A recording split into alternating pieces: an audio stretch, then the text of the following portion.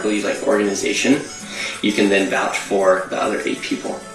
If you can provide that, show the documentation or that just their license, and you don't need to be a legal citizen to receive a license in the United States and a lot of states.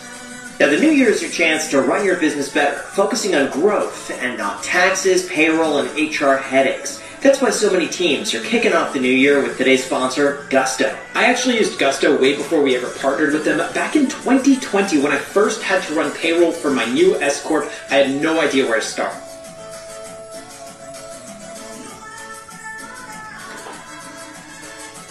If 89% of the population is committing the fraud in Minnesota, yeah, you might piss off a lot of people.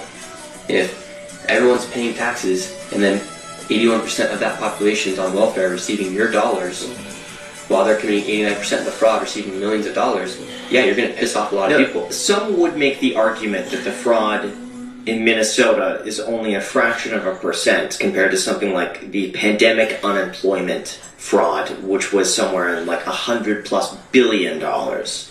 People should be equally mad about that. But with that, you can't go and see it. For instance, in Minnesota, they had a Feeding Our Future. They received $250 million to feed children inside Minnesota, and they only ended up feeding 40 children. Another thing that people aren't talking about enough is the California fraud, the railway that they're trying to build between Los Angeles and San Francisco. They've so far spent $15 billion on it. Not a single track has been laid. And some estimates are saying that it could take up until 2032, 2033, with also some people claiming up to 2038. This has an approved $150 billion with a B dollar budget, which is insane. And what's crazy is that even if they do it, they spend $135 billion and they finish in 2038. It's going to be obsolete anyway because we're going to have self-driving cars. No one is going to use it. We're all going to get in like a Tesla taxi cab and just be in your own little pod and just go there anyway. It would be fascinating to uncover that. Because I imagine, you said actually that you were having billionaires reaching out to you, asking you to uncover more fraud, specifically in California. Yeah, because imagine how mad you'd be if you're a billionaire and all of a sudden they just impose a new tax. They're trying to impose a new tax on these billionaires, and you're seeing stuff like that happen.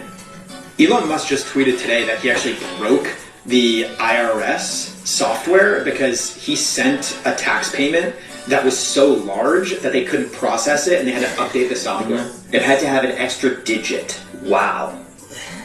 For him to make the tax payment. Yeah, Elon's the beast. Like, Elon is one of the biggest net benefits for civilization that we have lived in our lifetimes. So we have experienced. Why do you think it is that he gets so much hate? Yeah, because he speaks the truth.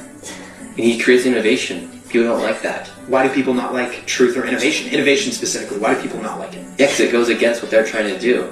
For instance, if you're trying to receive hundreds and billions of dollars for the homeless population, and then Elon Musk goes on Joe Rogan and he says, well, it actually could probably be solved, but these people are incentivized to keep homeless so they can keep the funding.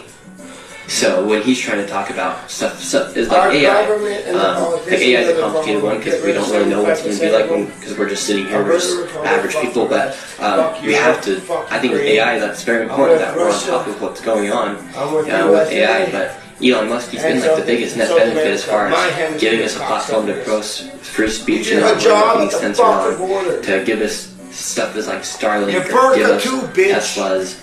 Like, what bad has he done for civilization? What benefit have you seen from using X? Yeah, X is... YouTube, people go to get informed.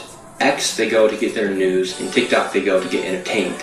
And so when you post on X, you have no cap on how many impressions you can get. On YouTube, it's very hard to get a video over 1 million, especially to get one over 5 million, and good luck ever getting a video over 100 million. On X, you can simply just upload, and then it can get shared to everyone, and the most powerful people in the world use X. That was an interesting point that you made, which is billionaires are probably not going to be spending 40 minutes watching a documentary on YouTube, and so even if your video got 4 million views on YouTube, the 100 million views that you got on X, you're going to